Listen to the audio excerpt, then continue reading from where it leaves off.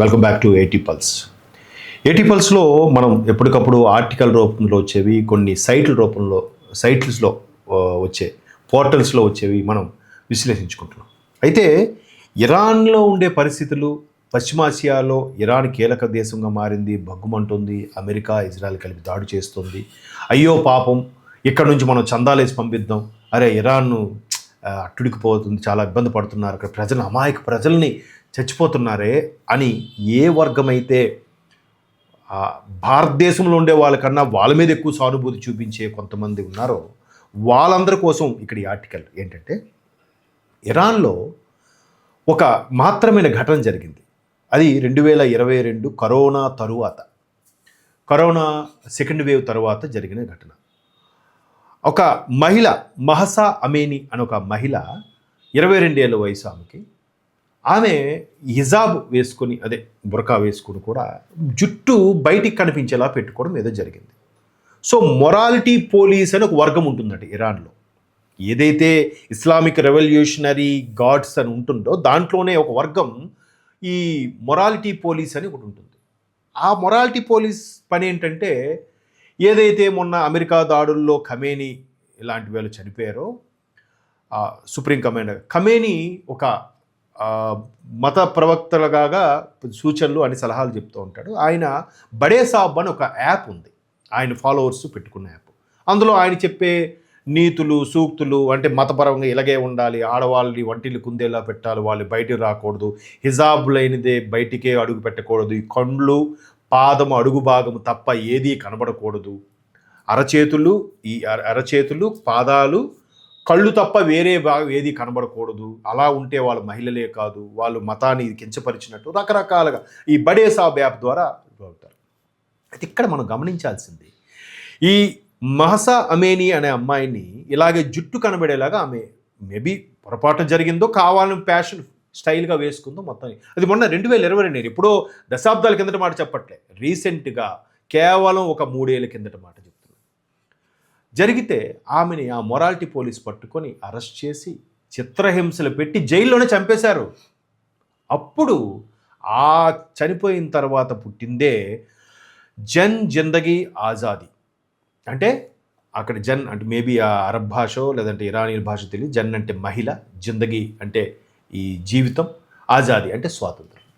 మహిళలు, జీవితము, స్వాతంత్రంలో ఒక విప్లవం స్టార్ట్ అయింది. ఆ విప్లవం స్టార్ట్ అయ్యగానే వెంటనే వీళ్ళ తాలూకా ఇస్లామిక్ రెవల్యూషన్ గార్డ్స్ ఉంటారు కదా, వాళ్ళు ఎవడెవడు ఎక్కడ నిరసన చేశారో ఓచకోత కోసేసి లేపి పడేశారు. అంటే తుపాకీ వాళ్ళ చేతిలో ఉందనే అహంకారము, గర్వంతో, బలుపుతో 500 మందిని చంపేశారు. ప్రపంచ మీడియా అంతా గగ్గోలు పెట్టింది. ఐక్యరాజ్య సమితి కూడా ఒక కమిటీని పంపిస్తే ఐక్యరాజ్య సమితి కమిటీకి సహకరించలేదు, లోపలికి అలౌ చేయలేదు. ఇదిలా పక్కన పెడితే ఆ తరువాత మరలా మొన్న ఈ ఇరాన్ అమెరికా యుద్ధం జరగడానికి జస్ట్ ఒక 2 నెలల కిందట, ఆల్మోస్ట్ మనకి జనవరి డిసెంబర్ టైంలో ఇలాగే మరొక్కసారి మాకు ఈ ముస్లిం మత ఆచారాలు వద్దు, మమ్మల్ని స్వేచ్ఛగా బతకనివ్వండి, ఫాలో అవ్వనివ్వండి, బలవంతం చెయ్యొద్దు అని చెప్తే వాళ్ళు రోడ్డుకెక్కి ఎక్కడికక్కడ ప్రధాన నగరాల్లో ధర్నా చేస్తే అప్పుడు కూడా మిలిటరీని అడ్డు పెట్టుకొని ఓచకోత కోశారు. మనం అప్పుడు వార్తల్లో కూడా చూసాం. ఒకరోజు 500 మందిని, ఒకరోజు 700 మంది, ఒకరోజు 1200 మందిని చంపారు. ఒక్క రాత్రి అలా కంటిన్యూస్గా అయినా చలనక కూడా వాళ్ళు అక్కడే పడిగాపులు పడి ధర్నా చేస్తే ఒక్కరోజు రాత్రే కేవలం 3200 మందిని ఓచకోత కోసేశారు మిలిటరీ. ఈ ఇస్లామిక్ రెవల్యూషనరీ గాడ్స్ ఎవరైతే ఉన్నారో ఖమేనీ సూచనల మేరకు చేసిన పని అంటే ఆ 4-5 రోజుల్లో జరిగిన విప్లవంలో 7000 మంది చనిపోయారట. ఇది రికార్డ్స్లో ఉంది. ఆ రోజు 3200 మంది ఓచకోత కోసాక రాత్రి నెట్వర్క్, మొబైల్ అంతా కట్ చేసి పడేసింది ఇరాన్. ప్రపంచ దేశాలతో సత్సంబంధాలు తెంచేసుకుంది. ఎందుకు? ఇంకా వీళ్ళ విషయాలను బయటపడిపోతాయన్న భయం. మరి వాళ్ళందరూ ఉసురు ఊరికే పోతుందా? సో మొత్తం మీద ఈ జన్ జిందగీ ఆజాదీ ఉద్యమం తీవ్రస్థాయి, 7000 మంది చనిపోవడం, దీనిపై అక్కడ ఒక గమాన్ అనే ఒక సర్వే, ప్రపంచంలో ప్రఖ్యాతిగాంచిన గమాన్ అనే సర్వే, అందులో తేల్చింది ఏంటంటే, ఏదైతే బడే సాబ్ యాప్ ద్వారా కానీ ఖమేనీ సూచనల మేరకు మత ప్రవక్తలాగా ఆయన ఒక బోధన ప్రకారం 80% ఆడవాళ్ళు మగవాళ్ళు ఆడవాళ్ళు కలిసి దాన్ని ఫాలో అయ్యేవారట. ఎప్పుడైతే ఈ ఉద్యమం స్టార్ట్ అయ్యిందో ఇప్పుడు గమాన్ సర్వే ప్రకారం తెలిసింది ఏంటంటే అక్కడ ఇరాన్లో ఉండే 60% ప్రజలు మాకు ఈ ప్రభుత్వమే వద్దు, ఈ ఖమేనీ నియంత్రిత పాలనే వద్దు, అసలు ఈ మత ఆచారాలే మాకు వద్దు, మమ్మల్ని స్వేచ్ఛగా బతకనివ్వండి అని 60% ప్రజలు కోరుకుంటున్నారంట. అందులో మహిళలే ఎక్కువ మంది ఉన్నారు. ప్రపంచం అంతా అటు పరుగులు పెడుతుంటే ఇంకా ఈ అరాచకం ఏంటి? మహిళల్ని వంటింది కుండేలు చేయడం ఏంటి? వాళ్ళ మీద ఇన్ని ఆంక్షలు కేవలం ఒక బిడ్డలను పుట్టించి ప్రొడక్షన్ చేసే ఒక యంత్రంగానే చూడటం ఏంటి అనేది ప్రపంచవ్యాప్తంగా వెల్లువిరుతున్న నిరసనలు. ఇది ఎవరు బయటికి రాకుండా ఇరాన్ అంటే ఏదో గొప్పలాగా మొన్న ఇక్కడ మన దగ్గర కొంతమంది మహిళల్ని చూసా. ఒక అమ్మాయి అంటుంది, నాకు గన్ ఇవ్వండి, అక్కడ ట్రంప్ని నెతన్యాహుని పేల్చేస్తా, నువ్వు వెళ్ళి అక్కడికి, నువ్వు ఇలా బయటికి మాట్లాడితే నీకు ఆ రోజుకి చాప్టర్ క్లోజ్. నిన్న కూడా ఒక అమ్మాయిని చూస్తున్నా.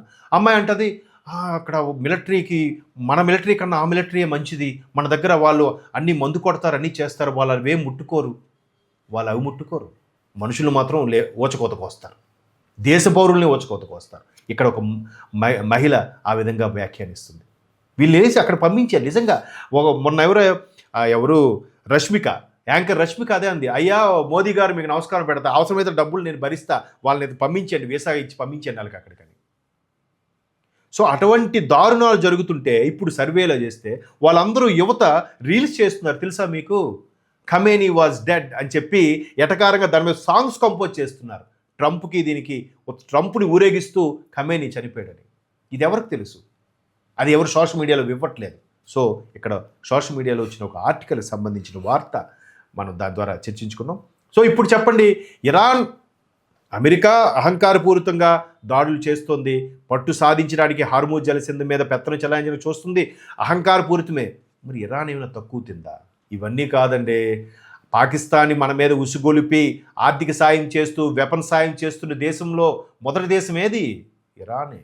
రెండోది తుర్కీయే. ఒకసారి మీరే ఆలోచించండి, కామెంట్స్ రూపంలో తెలియజేయండి. ఇరాన్ పట్టిన గతి కరెక్టా రాంగా, లేదంటే అమెరికా తప్ప ఇరాన్ తప్ప? సో ఎవరి వెర్షన్ వాళ్ళది కరెక్ట్. కామెంట్స్ రూపంలో మీ కామెంట్ ఏంటో తెలియజేయండి ప్లీజ్.